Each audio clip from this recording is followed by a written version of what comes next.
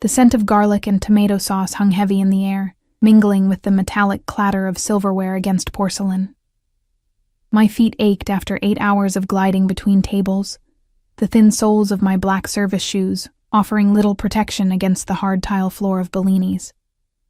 My uniform, a crisp white blouse and black skirt that had seen better days, clung to my skin with the sweat of honest work. "Table 7 needs their check, Emma," Diane called from behind the bar, not bothering to look up from the martini she was mixing. I nodded, tucking a strand of copper hair behind my ear. 8 months at Bellini's, and I still felt invisible most days. The restaurant sat on the edge of the city's financial district, catering to businessmen with expense accounts and tourists looking for authentic Italian cuisine. Tonight was unusually busy for a Thursday, and my section was filled with suits celebrating some corporate victory I'd never understand. The group at table 7 had been difficult from the moment they sat down. 4 men in tailored suits with watches that probably cost more than I made in 6 months. They'd sent back the wine twice, complained that the pasta was overcooked, and now they were laughing too loudly, their faces flushed with alcohol and privilege. I approached with their check, trying to make myself small and unobtrusive. "Gentlemen, whenever you're ready," I said, placing the black folder in the center of the table. The one closest to me, sandy hair, face flushed from too many scotches, glanced at the bill and snorted. "Almost $300 for mediocre pasta? Highway robbery." I maintained my professional smile, the one that never quite reached my eyes. "I hope you enjoyed your meal despite that. Can I get you anything else?" The man to his left, older with silver streaking his temples, looked me up and down with the kind of gaze that made me want to shower immediately. "What else are you offering, sweetheart?" His companions laughed, and I felt my cheeks burn. I'd learned to deal with comments like these. They were as much a part of the uniform as my non-slip shoes. "Just the check tonight, sir," I replied, my voice steady even as my stomach churned. The first man slapped down a credit card without looking at me. I took the folder and retreated to the payment terminal, feeling their eyes on my back as I walked away.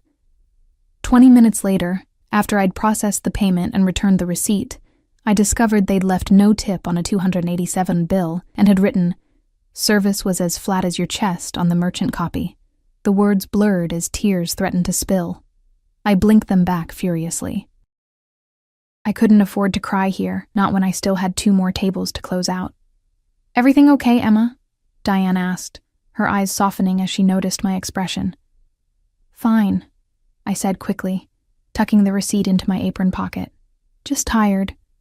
It was nearly midnight when I finally hung up my apron. The restaurant had emptied, save for a few lingering diners enjoying espresso and tiramisu. I counted my tips, $127 for the night. Not terrible, but that missing $57 from table 7 would have made a difference toward this month's rent. As I stepped out into the crisp autumn air, I noticed a sleek black Bentley idling by the curb, its engine a soft purr against the backdrop of distant traffic. My heart skipped.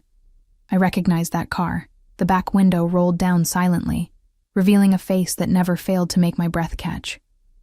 Alessandro Ricci watched me from the shadows of the back seat, his dark eyes reflecting the streetlights. At 32, my husband possessed the kind of beauty that belonged in Renaissance paintings. Sharp cheekbones, full lips, and thick black hair that curled slightly at the ends. He wore a charcoal suit that fit him like armor, the crimson tie a slash of color against the monochrome. "You're late," he said softly, his Italian accent more pronounced when we were alone. I glanced back at the restaurant, where Diane was locking up. "Busy night," I explained, moving toward the car as the driver, Marco, one of Sandro's ever-present security team, stepped out to open the door for me. Alessandro's eyes narrowed slightly. "You've been crying." It wasn't a question. Nothing ever escaped his notice, especially when it came to me. I slid into the leather seat beside him, the warmth of the car a welcome relief from the October chill. "It's nothing," I said, leaning in to kiss him lightly. He caught my chin between his fingers, holding me in place as his gaze searched mine. "Emma," he said, my name a warning and a caress all at once. "Tell me." I sighed, knowing he wouldn't let it go. "Just some rude customers. They stiffed me on the tip and left a nasty note. It happens all the time." His expression didn't change, but I felt the shift in him, the subtle tensing of his body, the darkening of his eyes. Alessandro had a gift for stillness, for containing violence within the elegant lines of his posture. "Which table?" he asked, his voice deceptively calm. "It doesn't matter, Sandro. Really, I'm fine." He released my chin and tapped on the privacy glass. Marco lowered it an inch. "Take us home," Alessandro instructed, then raised the glass again. I rested my head against his shoulder, breathing in the scent of his cologne. Cedar and bergamot, expensive and distinctive. We'd been married for nearly a year, and sometimes I still couldn't believe he was mine, or perhaps more accurately, that I was his. We'd met at Bellini's, ironically enough. I was new to the city, desperate for work after fleeing a broken engagement in my hometown. Alessandro was a regular at the restaurant, always sitting at the same corner table, always alone, except for the shadow of a bodyguard nearby. He requested me as his server after our first encounter, and I found myself looking forward to his visits. The generous tips, the quiet conversation, the way he actually saw me when so many others looked through me. I didn't know then who he really was, what he really did. By the time I discovered the truth, that my charming, attentive boyfriend was not just a successful businessman, but the head of one of the city's most powerful criminal organizations, I was already in too deep, already in love with the man behind the reputation. "You should have called me," he murmured against my hair as the car glided through the near-empty streets. "I would have picked you up earlier." "I can't call you every time I work late," I protested weakly. "You have more important things to do." His arm tightened around me. "Nothing is more important than you. When will you understand that?" The possessiveness in his voice should have frightened me. Instead, it warmed something deep inside, filling the hollow places left by years of feeling insignificant. Alessandro might be dangerous to the rest of the world, but with me, he was protective, devoted, sometimes obsessively so. He'd given me a life I never could have imagined. The penthouse apartment with views of the city skyline, the designer clothes hanging in my closet, the diamond wedding ring that felt too heavy on my finger some days. But he'd also insisted I keep my job at Bellini's, understanding my need for independence, for something that was just mine. It was the one boundary he hadn't crossed, though I sometimes caught glimpses of his men watching the restaurant during my shifts. When we reached our building, a sleek high-rise in the most exclusive part of the city, Marco opened the door, and Alessandro led me inside with his hand at the small of my back. The night doorman nodded respectfully as we passed. In the private elevator that required a key card to access the penthouse, Alessandro finally kissed me properly, his hands cradling my face as if I were something precious. "You taste like wine," he observed, his thumb brushing over my lower lip. "Complimentary glass after my shift," I explained. "Diego thought I looked like I needed it." Something flashed in Alessandro's eyes. Diego is very observant. The elevator doors opened directly into our apartment. Floor-to-ceiling windows revealed the glittering cityscape below, a private universe of light and shadow. I kicked off my shoes and padded across the marble floor to the kitchen, suddenly aware of how hungry I was. I'd been too busy to eat during my shift. Alessandro followed, removing his suit jacket and draping it over a chair. He watched as I rummaged through the refrigerator, eventually settling on leftover risotto from the meal our housekeeper had prepared earlier. "Tell me about these men," he said suddenly, as I placed the bowl in the microwave. I stiffened. "I told you, it's not important." "It's important to me." His voice was soft, but I recognized the steel beneath. "You were crying, Emma. That makes it important." The microwave hummed in the silence between us. I turned to face him, leaning against the counter. They were just typical entitled businessmen. They spent almost $300 on dinner and drinks, complained about everything, made some inappropriate comments, and then left no tip. One of them wrote something rude on the receipt. What did they write? I looked away, heat rising in my cheeks. "It doesn't matter." He moved closer, invading my space with his presence. Alessandro was tall, broad-shouldered, imposing even in the safety of our home. "Emma," he said, my name a command on his lips. "They said..." I swallowed. "They said the service was as flat as my chest." His expression didn't change, but I saw the muscle in his jaw twitch. "And they said this to your face?" "No. They wrote it on the receipt after I'd walked away. Cowards, he muttered. The microwave beeped, but neither of us moved. What did they look like? These men. A chill ran down my spine. Sandro, no. You promised me you wouldn't interfere with my work. I'm not interfering. I'm asking a simple question. His fingers traced the line of my collarbone. Feather light. What did they look like, my love? I recognized the danger in his gentleness, but found myself answering anyway. 4 men in expensive suits. One had sandy hair, another had gray at his temples. They were loud, drinking scotch. The receipt was signed by someone named James Harrington. Alessandro's eyes flickered with recognition. Harrington, he repeated, the name sounding different in his accent. From Metro Capital? My stomach dropped. You know him? A small smile played at the corner of his mouth. This city is smaller than you think, especially in certain circles. He reached past me to open the microwave, retrieving my forgotten dinner. Eat. You're exhausted. I took the bowl, watching him warily. Sandro, promise me you won't do anything. They're not worth it. He kissed my forehead. You are worth everything. It wasn't the promise I'd asked for. As I ate, Alessandro poured himself a glass of whiskey and stood by the windows, gazing out at the city that, in many ways, belonged to him. I wondered, not for the first time, what it cost him to love someone like me. Ordinary, unpolished, a simple waitress with nothing to offer but her heart. He turned, catching me watching him. What are you thinking? I set down my spoon. That I'll never understand why you chose me. He crossed the room in 3 long strides, taking the bowl from my hands and setting it aside. Then he lifted me effortlessly, setting me on the countertop so our eyes were level. You think I chose you?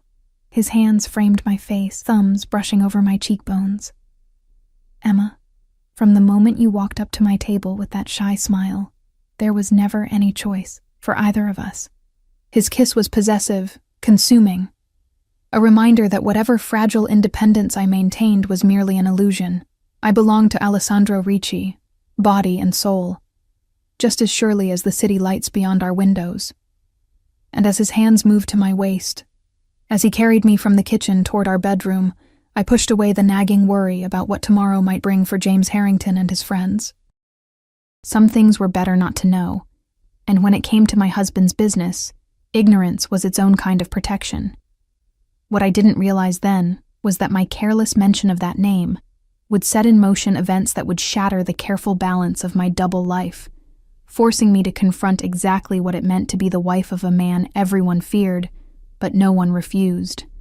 I woke to the sound of the shower running and the scent of fresh coffee drifting from the kitchen. Sunlight streamed through the floor-to-ceiling windows, painting golden stripes across the empty space beside me. I stretched, feeling the pleasant ache in my muscles from last night's lovemaking. Alessandro had been particularly intense, almost desperate in his passion, as if trying to mark me, claim me in the most primal way. The digital clock on the nightstand read 9:37 a.m. I frowned, sitting up abruptly. I was supposed to open Bellini's at 10 gas for the lunch shift. You're awake, Alessandro said from the bathroom doorway, a towel slung low around his hips, droplets of water clinging to his chest. He looked devastatingly handsome in the morning light, his dark hair slicked back, the shadow of stubble along his jaw. I'm late, I said, scrambling out of bed. Why didn't you wake me? I have to open the restaurant. I called Diego, he replied calmly, moving to the walk-in closet. You're not going in today. I froze halfway to the bathroom. You did what? I told him you weren't feeling well.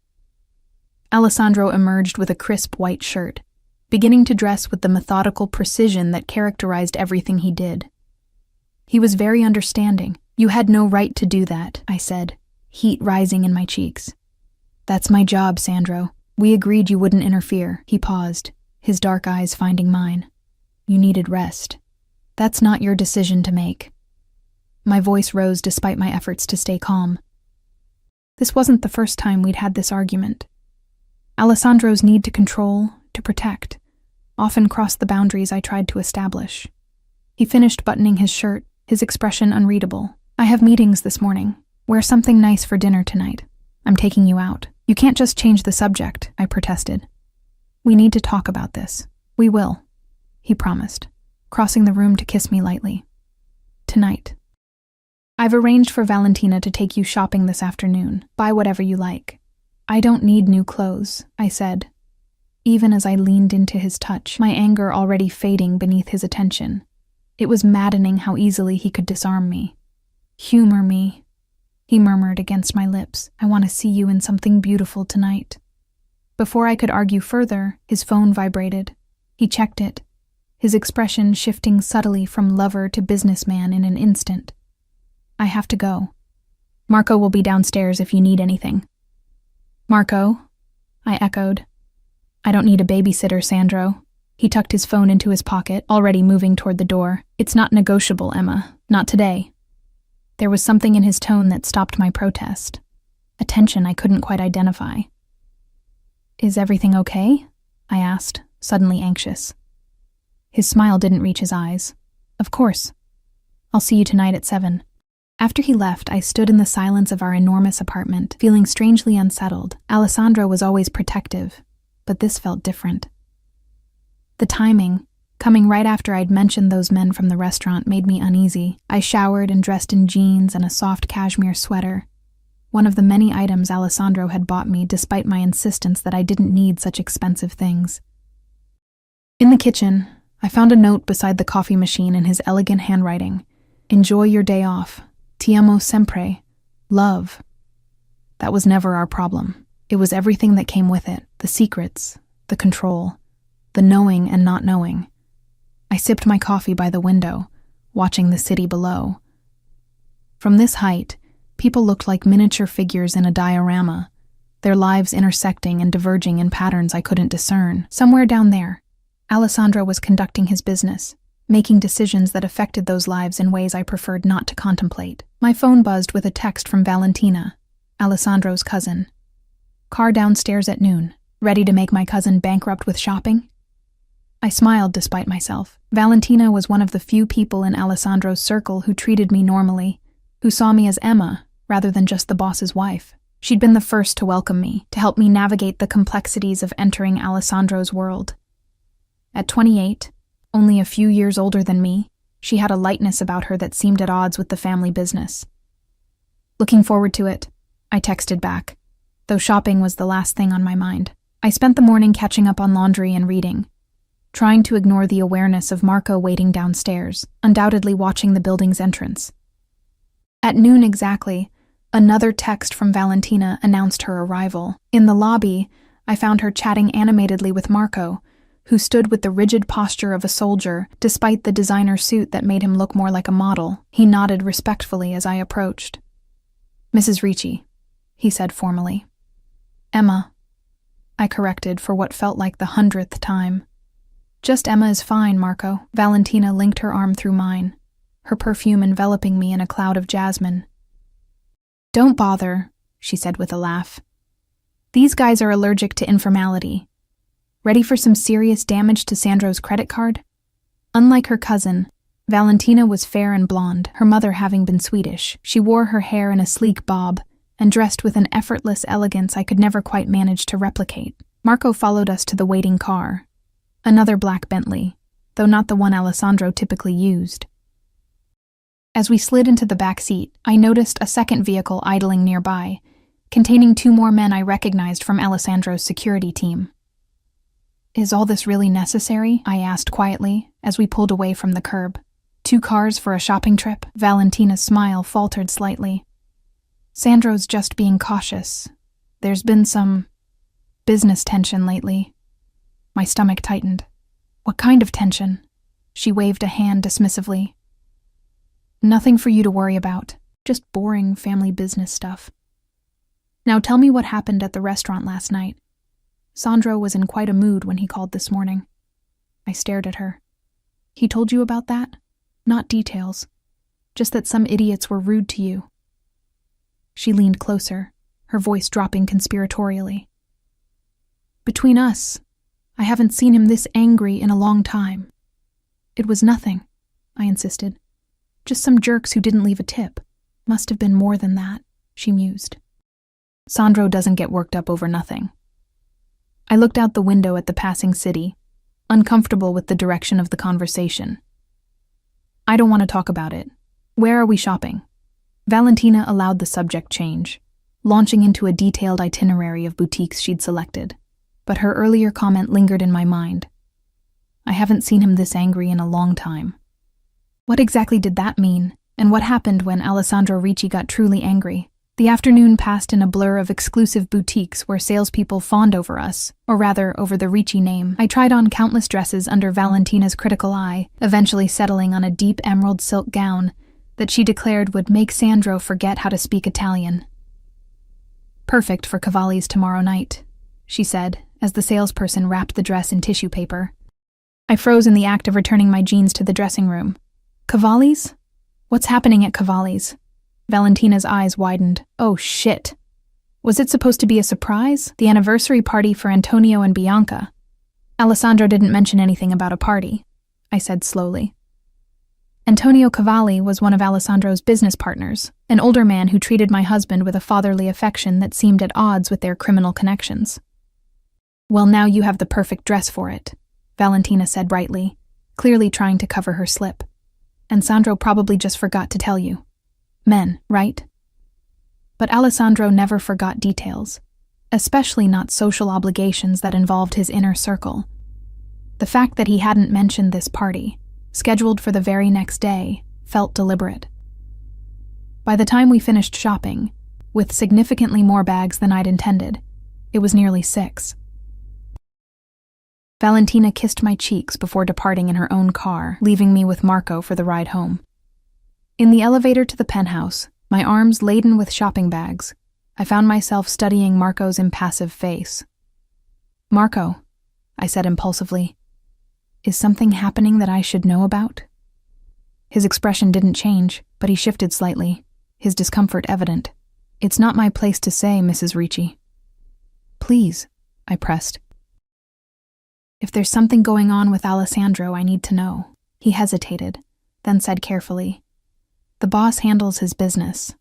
Best for everyone if it stays that way. The elevator doors opened to our apartment, ending the conversation. I stepped out, frustration churning inside me. Always these walls of silence, these careful deflections. Sometimes I felt like I was living in a beautiful cage, protected but isolated.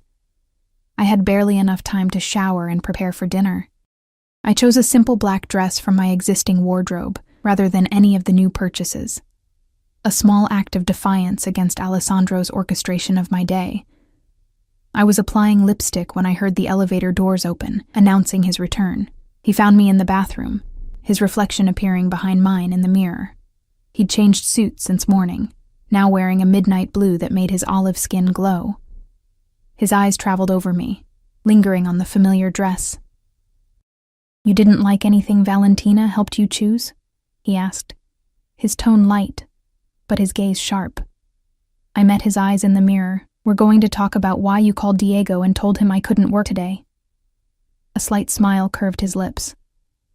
Direct as always, he murmured, stepping closer to rest his hands on my shoulders. I thought you deserved a day off after working so late. That's all. That's not your decision to make, I said, turning to face him. We agreed when we got married that I would keep my job and you would respect that. And I do respect it. His thumb traced my lower lip, smudging my carefully applied lipstick. But I also respect you enough to intervene when necessary. Necessary? I repeated. It wasn't necessary, Sandro. It was controlling. Something flashed in his eyes. Is it controlling to want to protect what's mine? I'm not a possession, I said, though my heartbeat quickened at the intensity of his gaze. Aren't you? His hand slid to my throat, resting there lightly, a reminder of his strength held carefully in check. You became mine the moment you said yes, Emma. Just as I became yours. I swallowed, feeling the gentle pressure of his fingers against my pulse. That's not how marriage works. It's how our marriage works, he corrected softly. I protect what's mine, always. Before I could respond, he kissed me, erasing my arguments with the skill he'd always possessed. When he finally pulled away, I was breathless, my lipstick completely ruined. We should go, I managed, trying to reclaim my composure. "We have reservations." His smile told me he knew exactly what effect he had on me. "Reapply your lipstick, Kara. We have time." Dinner was at Louis', an exclusive steakhouse where Alessandro had a standing private room reservation. As we were led through the main dining area, I couldn't help but notice the ripple of awareness that followed us, the quick glances, the subtle nods of acknowledgement directed at my husband. Alessandro moved through the world as if he owned it, and in many ways, he did. The private dining room was intimate, with dim lighting and a table set for two beside a window overlooking the river, a bottle of champagne already chilled in an ice bucket. "What are we celebrating?" I asked as the maitre d' pulled out my chair. Alessandro waited until we were alone before answering. "Do I need a special occasion to spoil my wife?" I studied him across the table, the candlelight casting shadows across his handsome face. "Valentina mentioned a party tomorrow night at Cavalli's for Antonio and Bianca's anniversary." If he was surprised by my knowledge, he didn't show it. "Yes. I meant to tell you this morning, but I was distracted." His lips curved in a suggestive smile. "You're quite distracting when you're sleeping naked in our bed. Is that why you bought me a new dress today? For the party?" He sipped his champagne. "Partly. You'll need to look exceptional tomorrow night. Antonio specifically asked if you would be attending." I frowned slightly. Why would Antonio ask about me? Alessandro's expression gave nothing away. "Because you charmed him at our wedding, and he's been half in love with you ever since." There was more to it than that, I was certain. But before I could press further, our server arrived with the first course. Oysters on ice, Alessandro's favorite. We ate in relative silence, the tension from earlier softening under the influence of excellent food and champagne. By the time dessert arrived, a dark chocolate soufflé we shared between us, I'd almost forgotten my suspicions, lulled by the intimacy of the moment, almost. "Sandro," I said, setting down my spoon. "I need you to be honest with me about something." His expression became guarded. "I'm always honest with you, Emma. Did you do something about those men from the restaurant? James Harrington and his friends?" For a long moment, he said nothing, simply watching me with those dark, unreadable eyes. Then he reached across the table to take my hand, his thumb caressing my wedding ring. "Would it upset you if I had?" he asked finally. My stomach dropped. "What did you do?" "Nothing they didn't deserve," he said softly. "Nothing that can be traced back to you or me." I pulled my hand away, suddenly cold despite the warmth of the restaurant. "I asked you not to get involved. I told you they weren't worth it, and I told you that you are worth everything." His voice remained calm, but I could see the steel beneath. "No one disrespects my wife." "No one. What exactly did you do, Alessandro?" I asked, my voice barely above a whisper. He signaled for the check, effectively ending the conversation. "It's handled, Emma. They won't bother you or any other waitress again. That's all you need to know." In the car on the way home, I stared out the window, trying to process what he'd implied. Had he hurt those men? Threatened them? Worse? And all because of a crude comment and a missing tip? Alessandro placed his hand on my knee, his touch proprietary. "You're overthinking this. How can I not?" I turned to face him. "You did something to those men, something I specifically asked you not to do. And now you won't even tell me what it was." "I'm protecting you," he said simply. "Sometimes that means keeping certain details to myself. I'm not some delicate flower that needs to be shielded from reality, Sandro. I know who you are, what you do."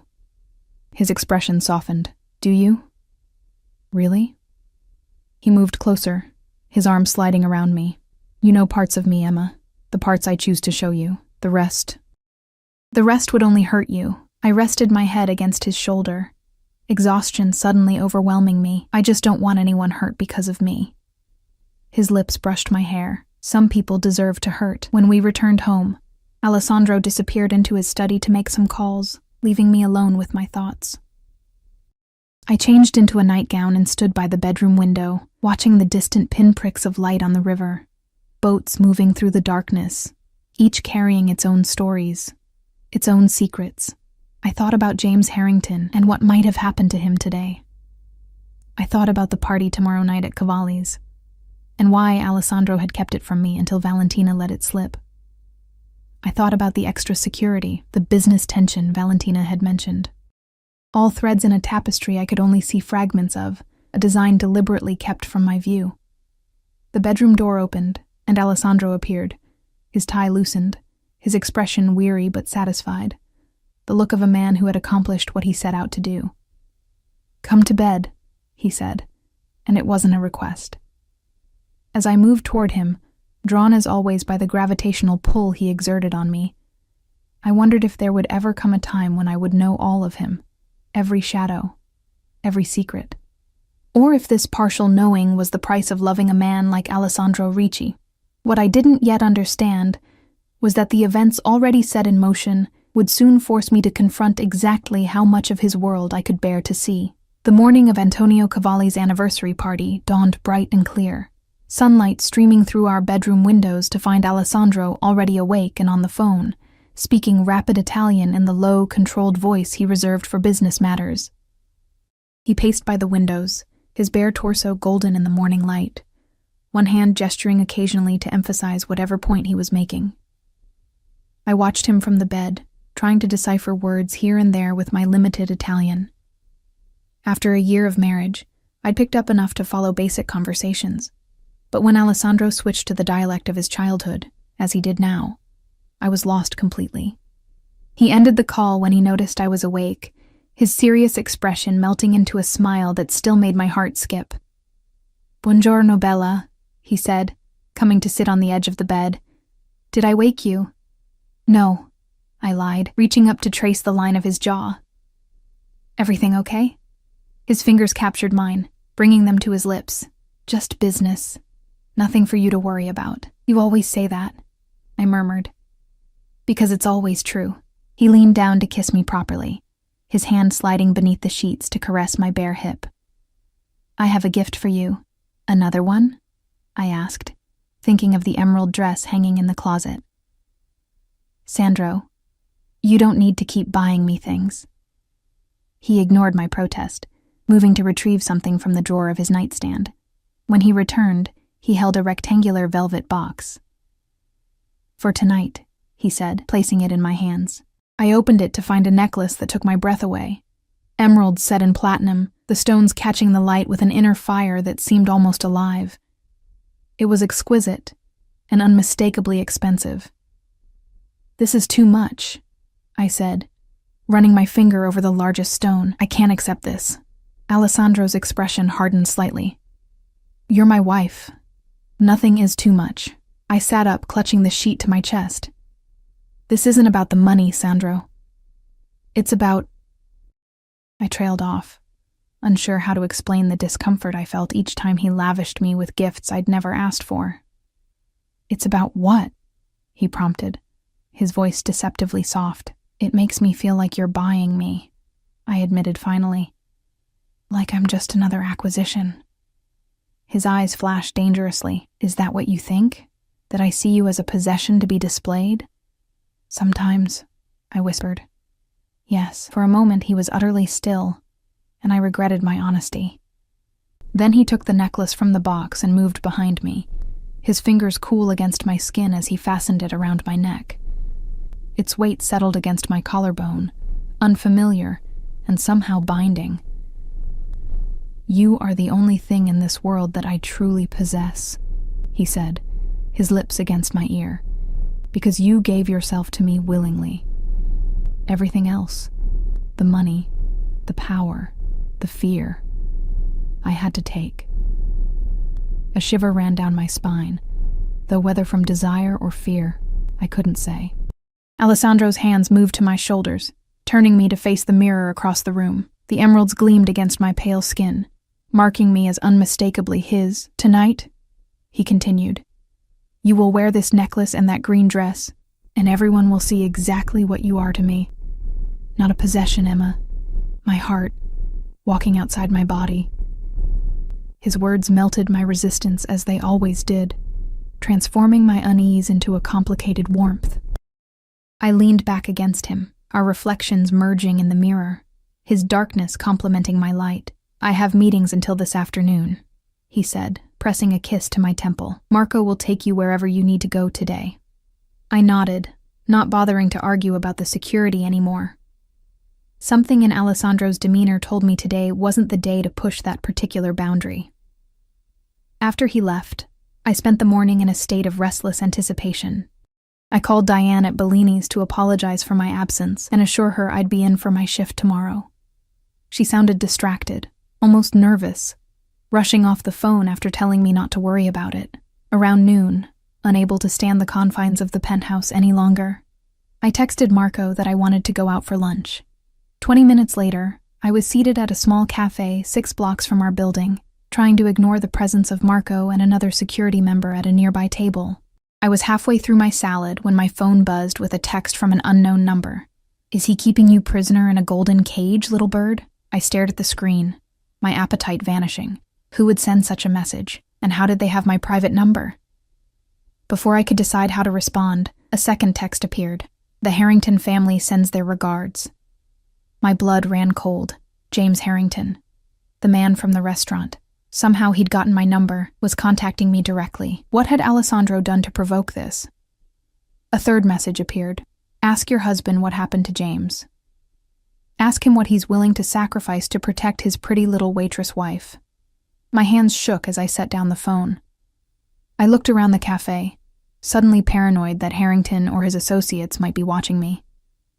The only people paying any attention to me were Marco and his colleague, their expressions changing as they noted my distress. Marco was at my side instantly. "Mrs. Ricci? What's wrong?" I couldn't tell him about the texts. Something told me that would only escalate the situation, whatever it was. "Nothing," I said, forcing a smile. "Just feeling a little unwell suddenly. I'd like to go home." Within minutes, I was back in the Bentley, Marco making a call in rapid Italian from the front seat. I heard Alessandro's name and knew he was reporting my sudden departure. Sure enough, by the time I reached the penthouse, Alessandro was calling. "What happened?" he demanded without preamble. I hesitated, torn between truth and self-preservation. "I felt dizzy," I said finally. "Probably just tired from yesterday." There was a pause, and I could almost feel him weighing my words, searching for the lie. "I'll be home early," he said eventually. "Rest until then." But rest was impossible. I paced our apartment, checking my phone compulsively for more messages, my mind racing with questions. What had Alessandro done to James Harrington? How had Harrington gotten my personal number? And most importantly, what did he mean by what he's willing to sacrifice? By the time Alessandro arrived home, I'd worked myself into such a state of anxiety that I blurted out the truth as soon as he walked through the door. "Someone texted me today," I said, holding out my phone with the messages displayed. "Someone connected to James Harrington." Alessandro's expression didn't change as he read the texts, but the temperature in the room seemed to drop several degrees. He handed the phone back to me, his movements controlled, deliberate. "Give me a moment," he said quietly, disappearing into his study. I heard him on the phone, his voice too low to make out the words. When he emerged 10 minutes later, he'd removed his suit jacket and loosened his tie, but his face remained an unreadable mask. "You should have told me immediately," he said, pouring himself a whiskey from the bar cart in the corner. "I'm telling you now," I countered. "What did you do to James Harrington, Sandro?" He took a long drink before answering. I reminded him of the importance of respect and generosity, particularly toward those in service positions. "And how exactly did you remind him?" I pressed. Alessandro's dark eyes met mine. "He left the city for a while to reconsider his behavior. Left willingly? Let's say he was strongly encouraged." His tone made it clear this line of questioning was unwelcome. I wrapped my arms around myself, suddenly cold despite the apartment's perfect temperature. "And now his family is threatening me? Threatening us?" "No one is threatening you," Alessandro said firmly. "This," he gestured to my phone, "is a pathetic attempt at intimidation. From a family that has clearly failed to understand who they're dealing with." "What does that mean? What are you going to do?" He set down his glass and crossed the room to me, his hands cupping my face with surprising gentleness. It means you don't need to worry. I'm handling it. That's what scares me, I whispered. Your way of handling things. Pain flashed briefly in his eyes. You knew who I was when you married me, Emma. I knew I loved you, I corrected. I still don't know everything that entails. His thumb stroked my cheekbones. And you never will. Not everything. That's the only way I can keep you safe. Safe from what? From whom? I asked, frustration bubbling up. From the Harringtons? From your enemies? Or from the truth about what you really do? Alessandro's jaw tightened. All of it, he said after a moment. I would burn this city to the ground before I let anyone hurt you, Emma, including me. The raw sincerity in his voice silenced my questions. He believed what he was saying, that his secrets were a form of protection, that the violence and danger of his world could be contained, kept separate from our life together. But those texts proved otherwise. The boundaries were blurring, and I was being drawn inexorably into the darker aspects of Alessandro's existence. We should get ready for the party, he said, releasing me. Antonio doesn't tolerate lateness, even from me. I nodded, recognizing the deliberate change of subject. Will the Harringtons be there tonight? No, he said firmly, they won't. The implication hung between us. They wouldn't dare show their faces anywhere near Alessandro Ricci or his wife, not after whatever had happened with James. As I dressed for the party, I couldn't shake the sense of foreboding that had settled over me. The emerald dress fit perfectly, the silk cool against my skin. When I fastened the necklace Alessandro had given me, its weight felt even heavier than it had that morning, like a beautiful collar, marking me as protected and possessed. Alessandro watched me from the doorway of our closet, his expression softening as I turned to face him. He looked magnificent in his tuxedo. Every inch the powerful man everyone feared and respected. You take my breath away, he said softly. Despite everything, my heart fluttered at the naked adoration in his eyes. Whatever else Alessandro Ricci might be, his love for me was real and consuming. I crossed to him, straightening his bow tie unnecessarily. What will happen tonight? I asked, sensing that this party was more than a simple celebration. His hands settled on my waist. Tonight, we honor Antonio and Bianca's 30 years together. We drink expensive champagne, we dance, and we show everyone that the Ricci and Cavalli families are as strong as ever. There was something in his tone, a hint of steel beneath the casual description, that told me there was more at stake than a simple social appearance. This party was a statement, a demonstration of alliances and power. And the Harringtons? I couldn't help asking. Alessandro's smile didn't reach his eyes. By tomorrow, the Harringtons will understand their place in this city. And so will everyone else. As we rode to Cavalli's estate on the outskirts of the city, surrounded by a convoy of security vehicles, I wondered what exactly would happen to make the Harringtons understand their place. I wondered if I really wanted to know. And most of all, I wondered how much longer I could navigate the dangerous waters of Alessandro's world before I was pulled under completely. Cavalli's estate loomed against the twilight sky like something from another era, a sprawling Italianate mansion surrounded by meticulously landscaped gardens. As our car wound up the long driveway lined with cypress trees, I counted at least a dozen security personnel stationed discreetly among the shadows. Quite a show of force for an anniversary party, I murmured, adjusting the emerald necklace at my throat. Alessandro's hand covered mine, his thumb brushing over my knuckles. Antonio takes his security seriously, especially when hosting so many influential guests. The car stopped at the entrance, where more men in dark suits stood at attention. Marco opened our door, and Alessandro stepped out first, scanning the area before extending his hand to help me. The gesture was both chivalrous and protective, and I realized with a start that he was checking for threats even here, at an event hosted by his closest ally. The foyer of the mansion was a marvel of marble and gilt, illuminated by a massive crystal chandelier. A butler directed us toward the grand ballroom, where the celebration was already underway. As we entered, a subtle ripple of awareness moved through the crowd. Conversations paused, heads turned, eyes assessed. Alessandro guided me with his hand at the small of my back, moving through the assembly with the ease of a man accustomed to commanding attention. I recognized many faces from our wedding and various social events over the past year, the upper echelon of the city's criminal hierarchy and their legitimate business partners, an intricate web of power with Alessandro near its center. "Alessandro! Emma!" Antonio Cavalli's booming voice cut through the murmur of conversation. He approached with arms outstretched, his weathered face creased in a genuine smile. At 65, he maintained the vitality of a much younger man, his silver hair the only concession to age. Beside him, his wife Bianca walked with the quiet dignity of a woman who had spent decades as the partner of a powerful man. Alessandro embraced Antonio warmly, kissing him on both cheeks in the Italian manner. "Antonio, you've outdone yourself. The place looks magnificent. For my Bianca, nothing but the best," Antonio replied, turning to embrace me as well. "And Emma, beautiful as always. The dress is perfect." I smiled, accepting the compliment with practiced ease. "Thank you for inviting us. Happy anniversary to both of you." Bianca took my hands in hers, her dark eyes assessing me with the keen insight that had made her a formidable matriarch in her own right.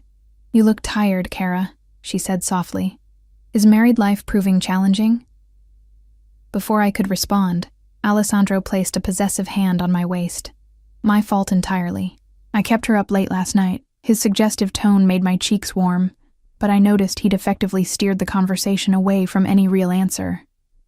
Bianca's knowing smile told me she hadn't missed this deflection. "Well, perhaps you can spare her for a few minutes. I'd like to show Emma the new paintings in the East Gallery." Alessandro and Antonio exchanged a quick glance, some unspoken communication passing between them. "Of course," Alessandro said smoothly. "I need to discuss some business with Antonio anyway." "Business at a party?"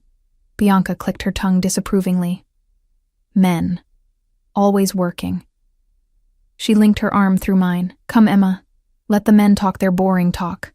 I have Monets you haven't seen yet." As she led me away, I glanced back to see Alessandro and Antonio already deep in conversation, their expressions serious. Several other men I recognized from Alessandro's inner circle were gravitating toward them, creating what appeared to be an impromptu meeting within the celebration. "They can't help themselves," Bianca remarked, following my gaze. "Even at our anniversary, the business comes first." The East Gallery was a long room lined with museum-quality artwork, currently empty of other guests. Bianca guided me toward a pair of Monet landscapes, but I sensed the paintings weren't her real reason for separating me from Alessandro. "You've been married to my godson for almost a year now," she said, her accent thicker when we were alone. "How are you finding it?" I considered my words carefully. Bianca Cavalli was not just Antonio's wife. She was a power in her own right, respected and sometimes feared. "It's intense," I admitted finally. "Alessandro is not an easy man to know completely," she laughed, the sound rich and knowing. "No Ricci man ever is. My Antonio still surprises me after 30 years. She touched the emerald necklace at my throat. Expensive gifts, passionate declarations, fierce protection. But the secrets, those never stop. I swallowed hard, struck by how accurately she'd summarized my marriage. "How do you bear it? The not knowing?" Bianca's dark eyes held mine. "Who says I don't know? There's a difference, Emma, between being kept in the dark and choosing not to look too closely at the light." A shiver ran through me at her words. "I'm starting to wonder if I can maintain that distinction because of the Harrington situation?" she asked casually. I stared at her, stunned that she would mention it so directly. "You know about that?" "Of course." She moved to a small settee, positioned to view the artwork, gesturing for me to join her. "When James Harrington disappeared after insulting Alessandro Ricci's wife, everyone in our circle knew. It was precisely the message Alessandro intended to send." "Disappeared?" I echoed, my mouth suddenly dry. "What do you mean, disappeared?" Bianca studied me for a moment, her expression softening. "You truly don't know, do you? What your husband did?" I shook my head, unable to form words around the knot of dread in my throat. She sighed, patting my hand. "Perhaps but understand this, Emma. The text messages today were a desperate move from a desperate family. The Harringtons have influence in banking circles, but they're nothing compared to what your husband commands. She leaned closer, her voice dropping. Whatever Alessandro tells you tonight, whatever he asks of you, remember that everything he does is to protect what's his. And you, my dear, are the most precious thing he possesses. Before I could press for more details, the door to the gallery opened, and Valentina appeared, stunning in a crimson gown that set off her fair coloring. "There you are," she exclaimed. "Sandro sent me to find you. The dinner is about to start." Bianca rose gracefully, the moment of candor vanishing behind her social smile. "We were just admiring the new additions to Antonio's collection. Shall we?" As we rejoined the party, I scanned the ballroom for Alessandro, finding him deep in conversation with Marco near one of the tall windows. His expression was controlled, but I recognized the tension in his jaw, the slight narrowing of his eyes that signaled anger or concern. When he saw me approaching, his features relaxed into a smile that didn't quite reach his eyes. "Everything all right?" he asked, his hand automatically finding mine. "Just admiring Bianca's Monets," I replied, studying his face. "Is everything all right with you?" "Of course." He glanced at his watch.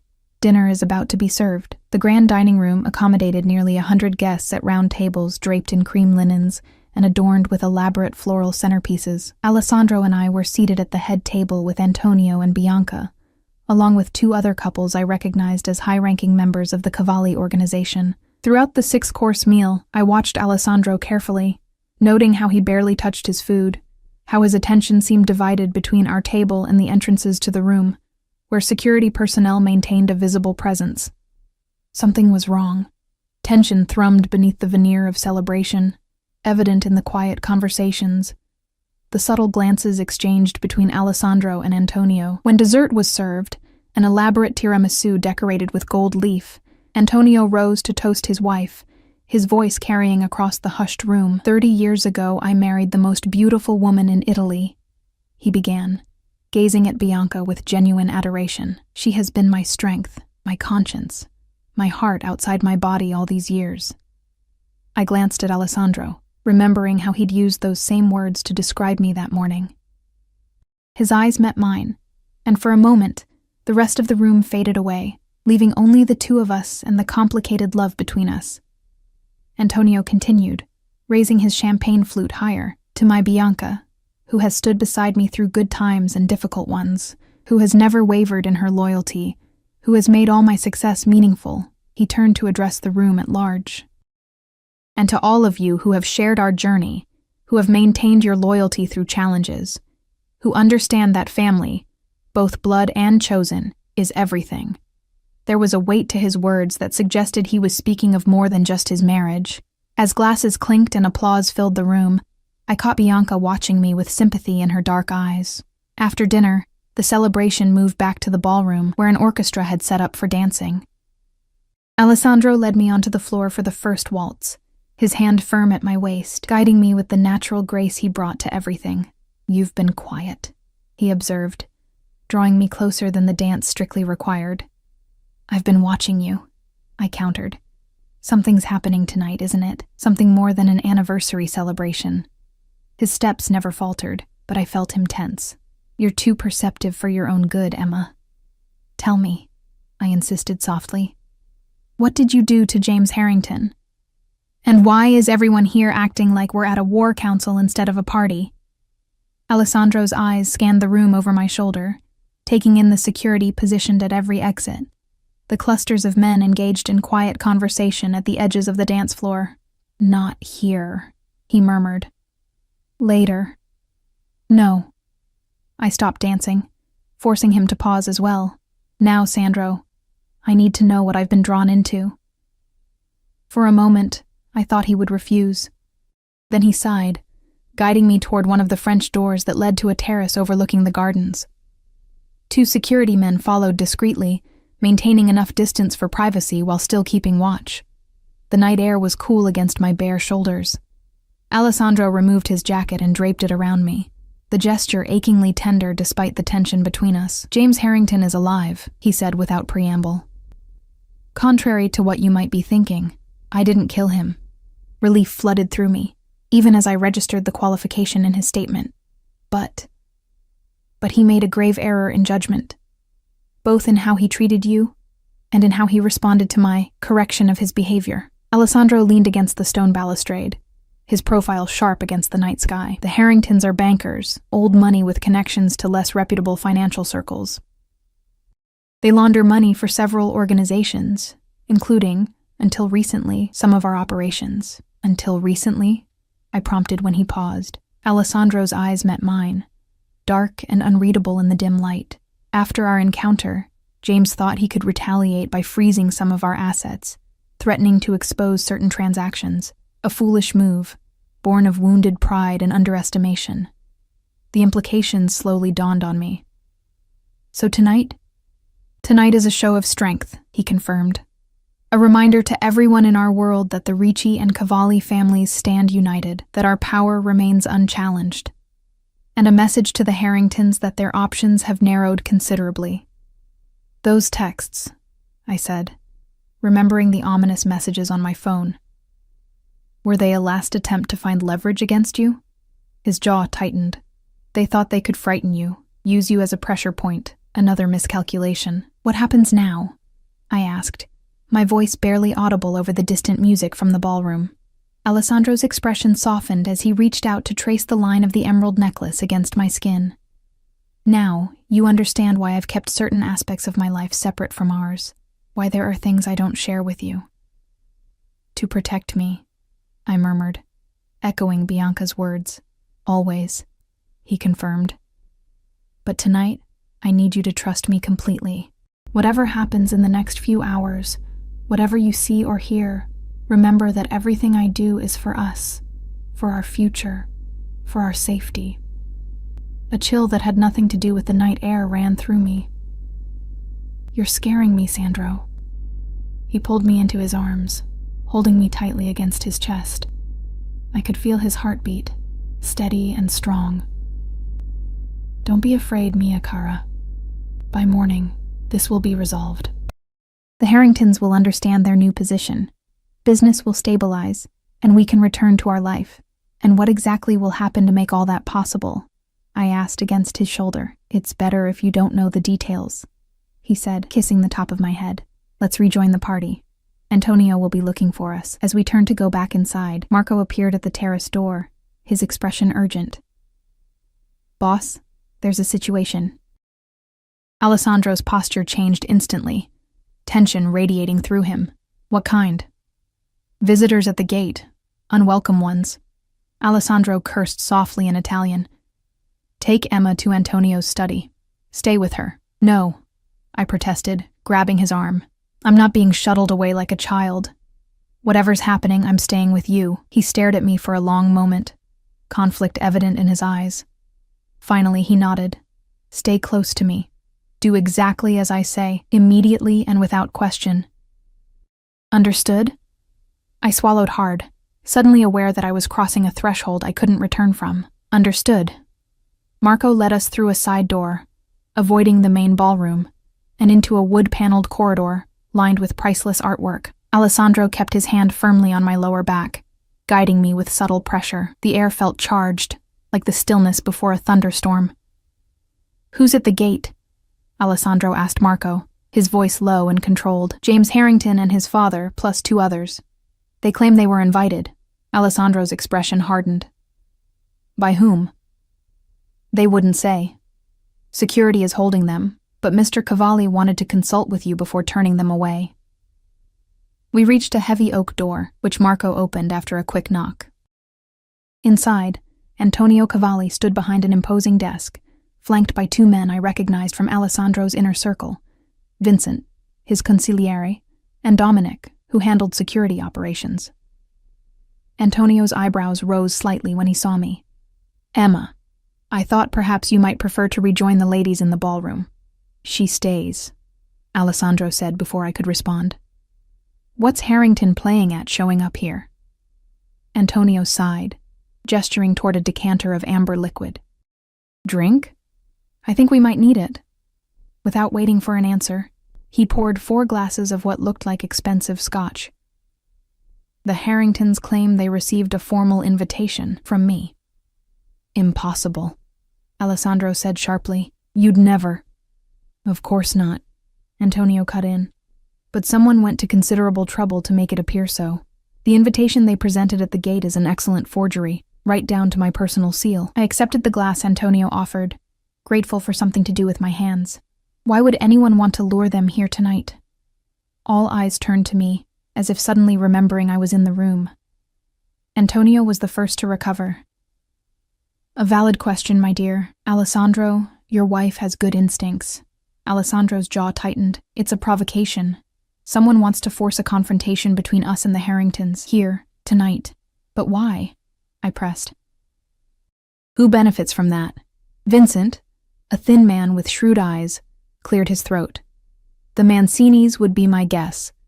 They've been trying to move into Harrington's banking territory for months. If we eliminate the Harringtons, it creates a vacuum the Mancinis could fill, and damages our relationship with the legitimate financial community in the process, Dominic added. It's clever. We look like thugs, and they step in as the reasonable alternative. Alessandro set down his untouched drink. So we send them away. Deny them entry. Make it clear they were misled. No, I said suddenly, surprising even myself. That's exactly what whoever set this up wants. A public rejection, a scene at the gates that everyone will hear about. Antonio smiled slightly. As I said, good instincts. Alessandro studied me for a moment, his expression unreadable. What do you suggest, then? I took a deep breath, scarcely believing I was about to offer strategy in this world I'd tried so hard to stay separate from. Invite them in. Make it clear you know the invitation was false, but that you're willing to be gracious. Use the opportunity to dictate terms, rather than create a spectacle. A long silence followed my words. Antonio broke it with a short laugh. Your wife is not just beautiful, Alessandro. She's formidable. I've always known that, Alessandro replied quietly, his eyes never leaving mine. I saw pride there, but also concern, as if I'd just revealed a side of myself that complicated his efforts to keep me separate from his business. Antonio turned to Marco. Bring the Harringtons to the small salon off the west corridor. Tell them Mr. Cavalli and Mr. Ricci will join them shortly to discuss a misunderstanding. After Marco left, Antonio refilled his glass. Emma has presented us with an elegant solution. However, he looked at me directly, I think it best if you return to the party while we handle this discussion. Before Alessandro could object, I placed my hand on his arm. He's right. I've said my piece. The rest isn't for me to witness. Relief and gratitude flashed in Alessandro's eyes. Vincent will escort you back to the ballroom. Stay with Bianca and Valentina until I come for you.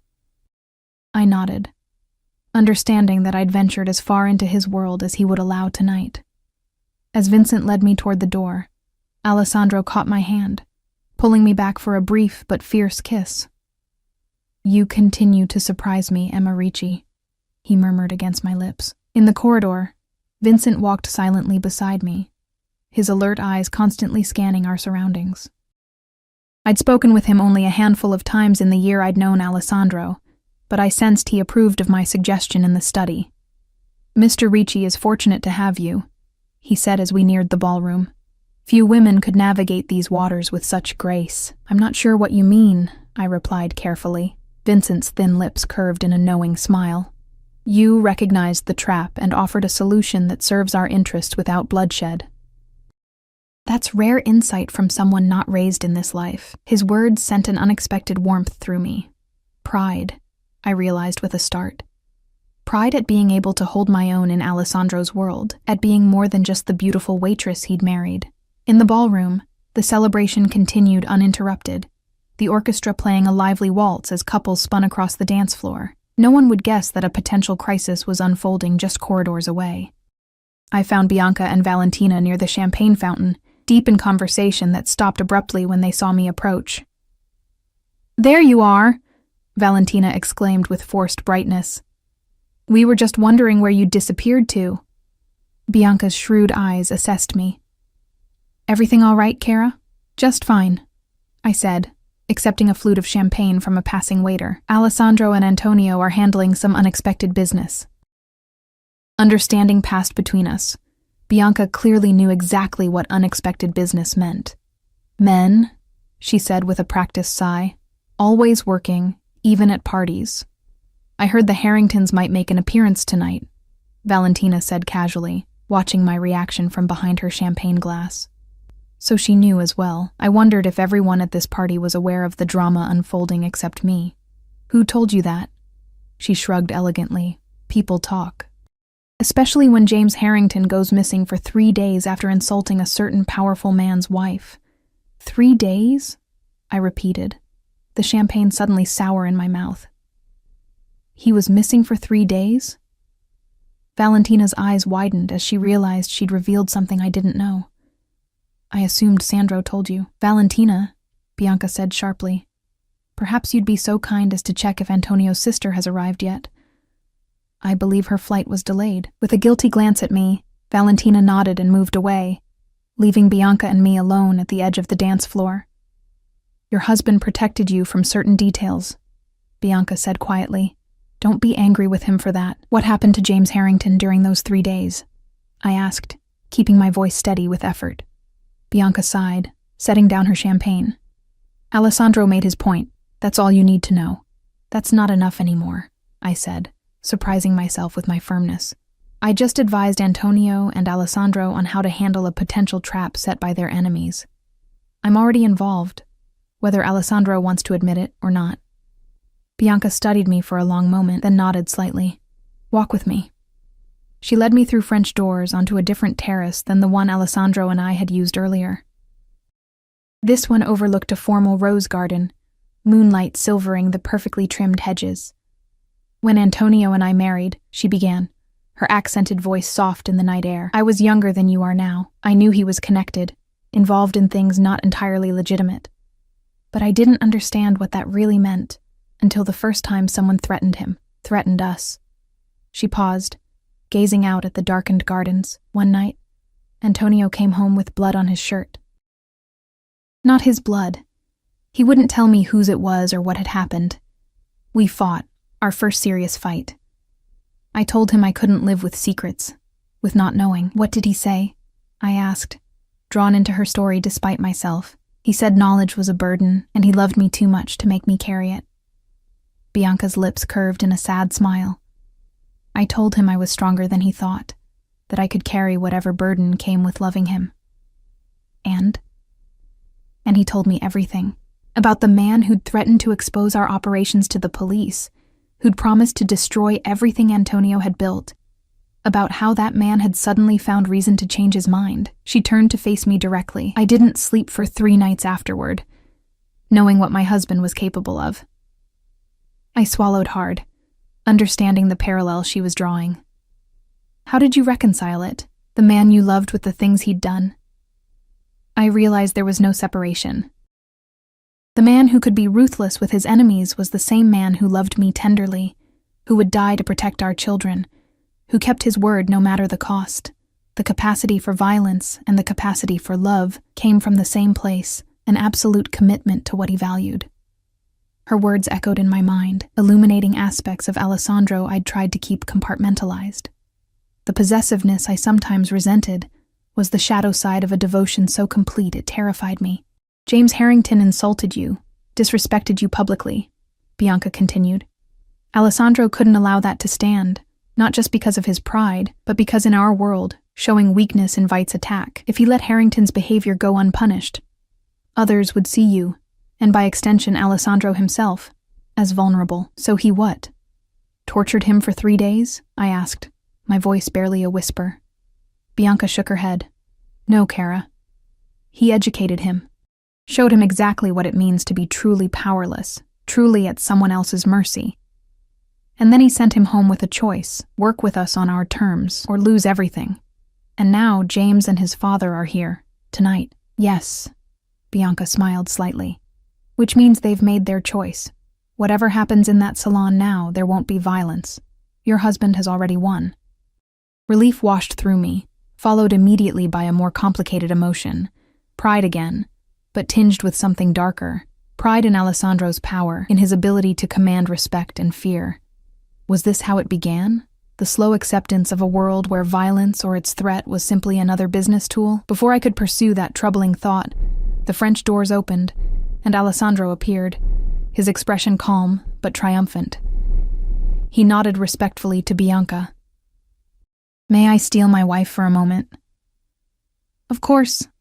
Bianca touched my cheek gently. "Remember what I said, Emma. There is no separation." Alessandro led me to a more secluded part of the terrace, his hand warm against my bare back. "It's done," he said simply. "The Harringtons have accepted our terms. Their banking operations will continue to service our needs, with more favorable conditions than before. And the text messages? The threats?" "A misunderstanding," he said smoothly. "James's younger brother acting without authorization. He's been reassigned to their London office, effective immediately."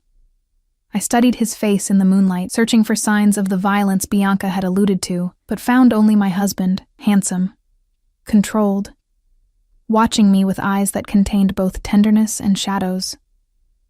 "Why didn't you tell me he was missing for 3 days?" I asked.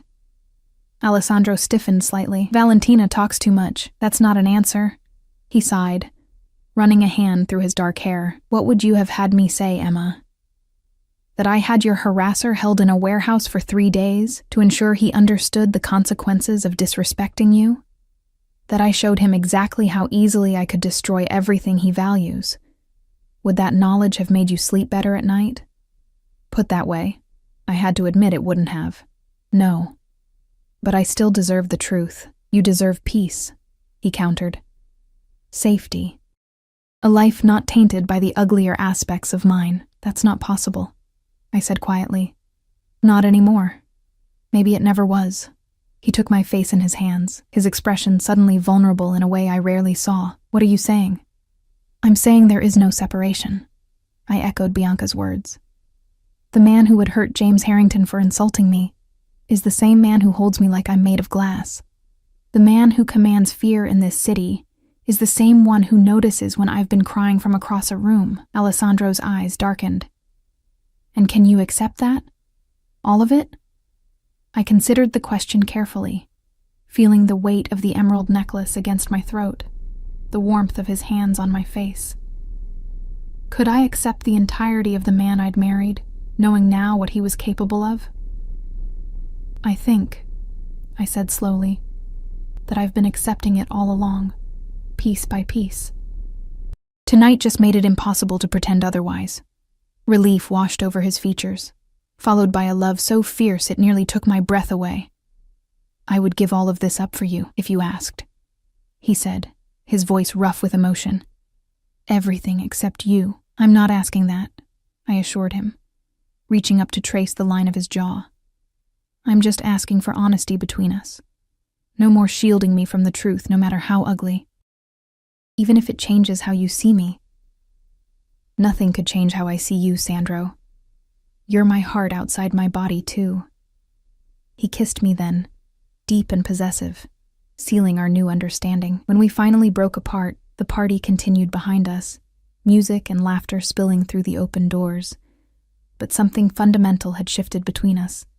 A wall breached, a boundary dissolved. Alessandro smiled, offering his arm to lead me back inside. "Shall we dance, Mrs. Ricci?"